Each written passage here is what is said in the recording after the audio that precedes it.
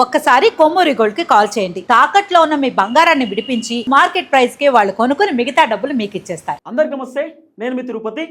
జమ్మూ కాశ్మీర్ పుల్వామా జిల్లాలో ముగ్గురు ఉగ్రవాదులను మన భారతదేశ జవాన్లు మట్టుపెట్టినటువంటి పరిస్థితి, కాల్చి చంపేసినటువంటి దాఖలాలు కూడా పూర్తి స్థాయిలో మనం చూస్తున్నాం. అయితే ఉగ్రవాదులు నక్కి నక్కి తొంగి భయపడుతూ తుపాకులతో మన జవాన్ల పైన అటాక్ చేసేటటువంటి కార్యక్రమం చేశారు.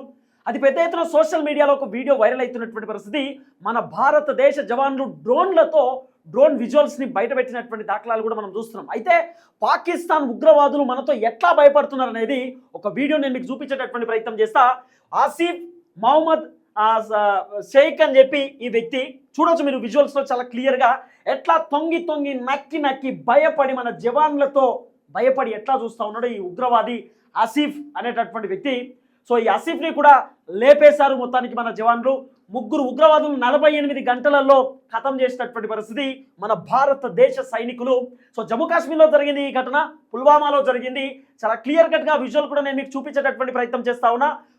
తొంగి నక్కి దాక్కొని వాళ్ళు కాల్పులు చేసినటువంటి పరిస్థితి. కానీ మన భారతదేశ సైనికులు మాత్రం ఎక్కడ కూడా భయపడకుండా రండ్రానా కొడకల్లారా లేపి పడేస్తా అంటూ మన భారతదేశ సైనికులు పాకిస్తాన్ ఉగ్రవాదులకి పాయింట్ తడిపిస్తున్నారు.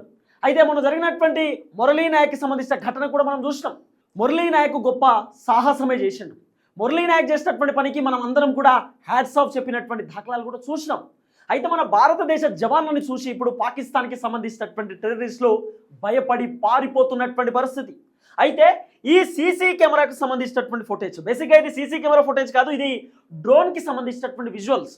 ఈ డ్రోన్ విజువల్స్ మన భారతదేశ సైనికులు బయట పెట్టినారు. మనల్ని చూసి పాకిస్తాన్కి సంబంధించినటువంటి టెర్రరిస్టులు ఏ విధంగా భయపడుతున్నారో, మనల్ని చూసి పాకిస్తాన్ టెర్రరిస్టులు ఏ విధంగా నక్కి దాక్కుంటున్నారో వాళ్ళు బయట పెట్టేటటువంటి కార్యక్రమం చేసి ఈ అంశం పైన డిస్కస్ చేద్దాం. నాతో పాటు senior journalist political editor Kata Karthik గారు ఉన్నారు. కార్తిక్ గారితో మాట్లాడదాం. కార్తిక్ అన్న, ఈ విజువల్ చూసినాం. ఈ విజువల్ చూసిన తర్వాత పాకిస్తాన్ టెర్రరిస్టులు మన భారతదేశ జవాన్లను చూస్తే పాపం వాళ్ళకు పాయింట్ నడుస్తున్నది, కింద ఏం చేయాలో అర్థమైతలేదు, పారిపోతున్నారు. నక్కి తొంగి మన జవాన్ల పైన అటాక్ చేసే కార్యక్రమం చేస్తున్నారు. కానీ మన జవాన్లు మాత్రం ఎక్కడ కూడా భయపడకుండా రండ్రా చూసుకుందాం మీరా నేనా అనేటటువంటి తరహాలో మన జవాన్ల వ్యవహారం కనబడుతున్నది. సో ఎట్లా చూడొచ్చు కార్తిక్ అన్న ఈ అంశాన్ని? మొత్తం ఈ 48 గంటల్లో 6 టెర్రరిస్టులు, ఈరోజు 3, నిన్న మార్నింగ్ టైంలో 3, మొత్తం 6. ఈ 48 గంటలు 6 ఉగ్రవాదుని మన భారతీయ సైనికులు మతం పెట్టారు. ఇప్పుడు నువ్వు చూపిస్తున్నటువంటి ఆసిఫ్ మహమ్మద్ షేక్ ఎవరైతే ది రెసిస్టెంట్ ఫ్రంట్ ఆర్గనైజేషన్ ఉందో ఆర్గనైజేషన్ సంబంధించినటువంటి వ్యక్తి. ఈ ఆర్గనైజేషన్ లష్కరే తోయిబాకి సంబంధించింది. అంటే లష్కరే తోయిబా ఉగ్రవాది ఇతను మొన్న జరిగినటువంటి కాశ్మీర్ దాడి ఉంది కదా, మన 26 మందిని మట్టు పెట్టిన దాడి ఉంది కదా, ఆ దాడిలో నిందితుడు. సో వారిని మట్టు పెట్టారు. వారితో పాటు ఇంకొక 2 యావర్ భట్ అనేటువంటి ఒకళ్ళు, నజీర్ అహ్మద్ అనేటువంటి ఇంకొకళ్ళు, వీరిద్దరు కూడా జైషే మహమ్మద్ ఆర్గనైజేషన్ సంబంధించినటువంటి తీవ్రవాదులు. వీరిద్దరిని కూడా మట్టు పెట్టారు. నిన్న లష్కరే తోయిబాకి సంబంధించినటువంటి 3 తీవ్రవాదులు నిన్న మట్టు పెట్టారు. మొత్తం 6 కథం పట్టించారు. ఇప్పుడు చాలా క్లియర్ గా భారత హోంశాఖ మంత్రి అమిత్ షా గారు క్లియర్ కట్ స్టేట్మెంట్ ఇచ్చారు. తీవ్రవాదులారా, మీరు వచ్చి జవాన్లు లొంగిపోతే మంచిది, మీరు దాక్కొని కార్యకలాపాలకి చేస్తే మట్టు పెట్టక తప్పదు, ఏ ఒక్కరిని కూడా బతకనిచ్చేది లేదు, ఉగ్రవాదాన్ని నిర్మూలిస్తాం, ఉగ్రవాదుల్ని నిర్మూలిస్తామని చెప్పేసి స్టేట్మెంట్ ఇచ్చారు. అలానే మొన్న కాశ్మీర్ లో జరిగినటువంటి దాడిలో పాల్గొన్న ప్రతి ఒక్కరిని కూడా వదిలిపెట్టేది లేదు అని చెప్పేసి అంత క్లియర్ గా చెప్పారు. వదిలిపెట్టకుండా ఎన్కౌంటర్ చేస్తున్న పరిస్థితి. వీళ్ళు సౌత్ కాశ్మీర్ లో సిక్రీ అడవుల్లో దాక్కుంటున్నారు. ఎత్తైన కొండలంట, సాధారణ ఆ ఎత్తైన కొండల మధ్యలో దాక్కుని ఉంటున్నారు, క్యాంపులు ఏర్పాటు చేసుకొని. అక్కడ నుంచి పథక రచన చేస్తున్నారు. ఇంకేం చేయాలి, ఎలా బాంబులు పెట్టాలి, ఎంత జనాన్ని చంపాలి. వీళ్ళు చనిపోయినప్పుడు కూడా వీళ్ళ నుంచి AK-47 గన్స్ కానీ గ్రానైట్స్ కానీ స్వాధీనం చేసుకునేటువంటి పరిస్థితి మనం చూస్తా ఉన్నాం. అంటే వాళ్ళ ప్లాన్స్ ఇంకా ఏదో చేయాలి. ఈ నాయలు బతకడానికి అనర్హులు, వీళ్ళు బతికితే 10 మందికి ఇబ్బందికరం కలిగిస్తారు.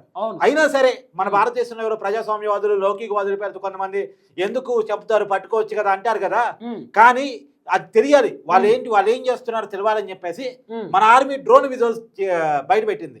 వాళ్ళు నక్కి మన జవాన్ల మీద, మన భద్రతా దళాల మీద కాల్పులు చేస్తా ఉంటే, ఆత్మరక్షణ కోసం మన భద్రతా దళాలు కాల్పులు చేస్తే ఉగ్రవాదులు చనిపోయినటువంటి పరిస్థితి చూపించారు కదా. మళ్ళా ఎవరో ఒకళ్ళు మాట్లాడతారు కదా, కావాలని చంపేస్తున్నారు, అమాయకులను చంపేస్తున్నారు, కొంతమందిని ఉగ్రవాదులు ముసుకేసి చంపేస్తున్నారు అని అంటే చెప్పేసి ఎవడో ఒకటి మాట్లాడతాడు కదా, ఈయన పని కొడుకులకి పాట లేనోడు. ఈయన కొడుకులకి ధైర్యం లేదు, మనల్ని ఎదుర్కోవడానికి వీళ్ళకి ధైర్యం లేదు.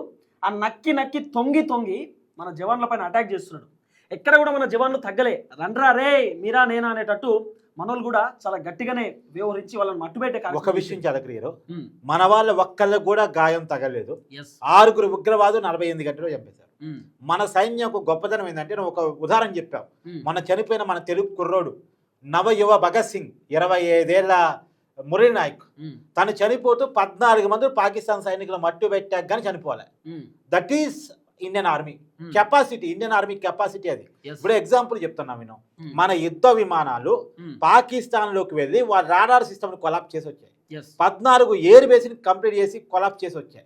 తర్వాత మన INS విక్రాంత్ పూర్తిగా వాళ్ళ కరాచీలోకి వెళ్ళి కరాచీ సీపోర్ట్ ని ధ్వంసం చేసి వచ్చింది.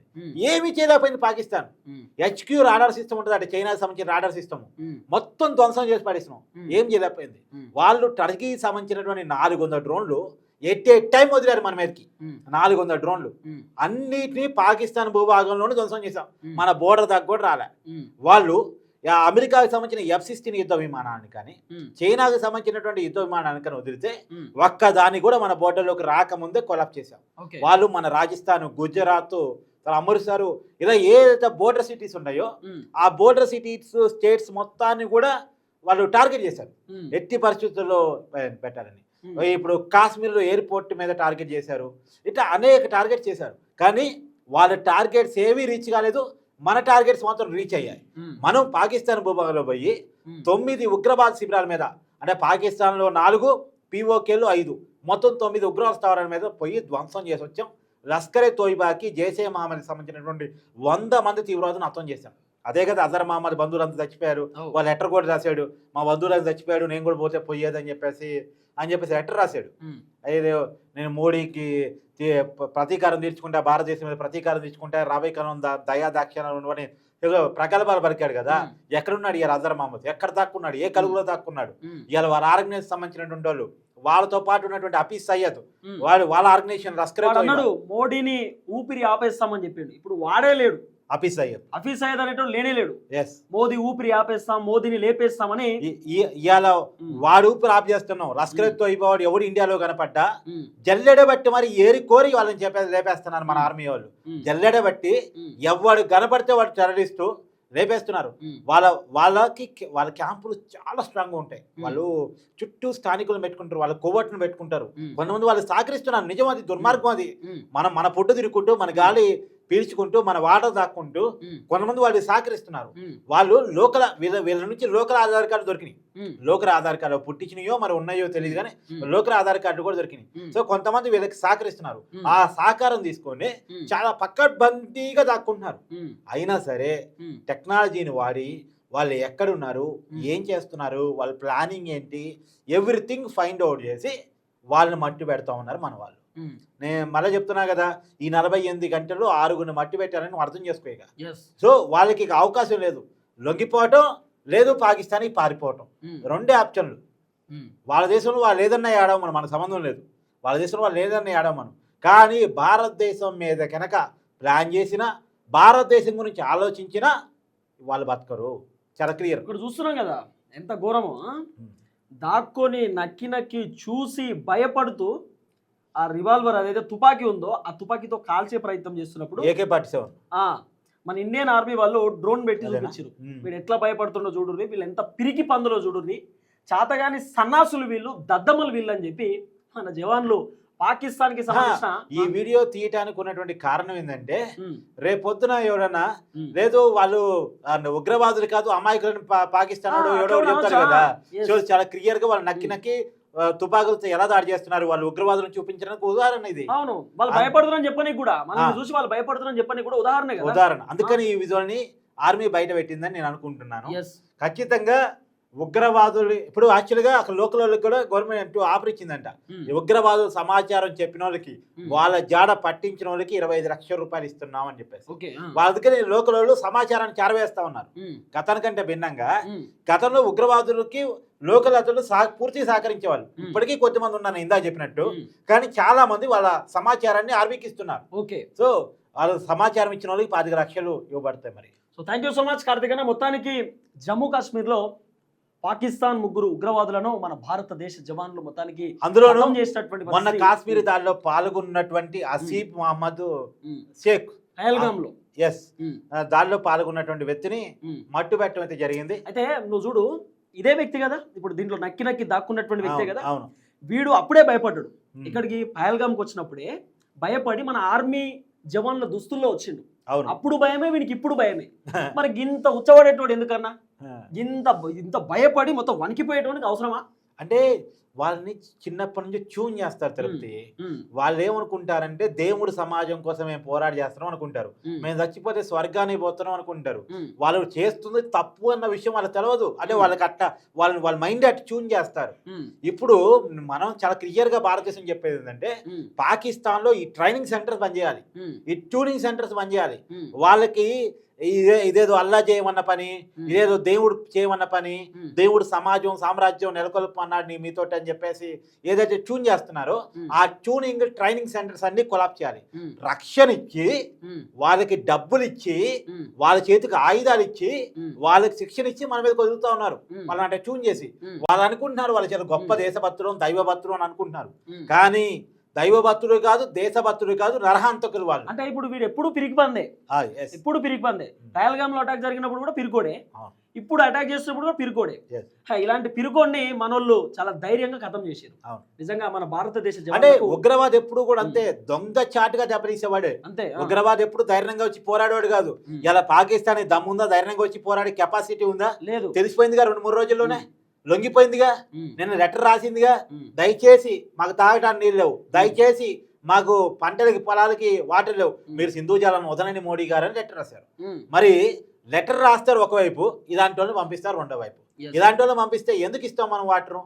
మోడీ గారు చెప్పింది అదే, వాటరు రక్తం ఒకే ఏరులో పారవు. ఒక ఏరు అంటే ఒక నదిలో అయితే నీరన్నా వారిద్ది, రైతు రక్తం అన్నా వారిద్ది, ఈ రెండు ఒక చోటే ప్రవహించామని చెప్పేసి మోడీ గారు చాలా క్లియర్ గా చెప్పారు. So thank you so much Karthik అన్న. మొత్తానికి మన భారతదేశ జవాన్లకు మనం అందరం హ్యాట్స్ ఆఫ్ చెప్పాల్సినటువంటి అవసరం ఉంటుంది. మనం జై హింద్. ప్రతిసారి రక్షిస్తూ వస్తా ఉన్నారు కాబట్టి సో చూద్దాం ఏం జరగబోతుందో.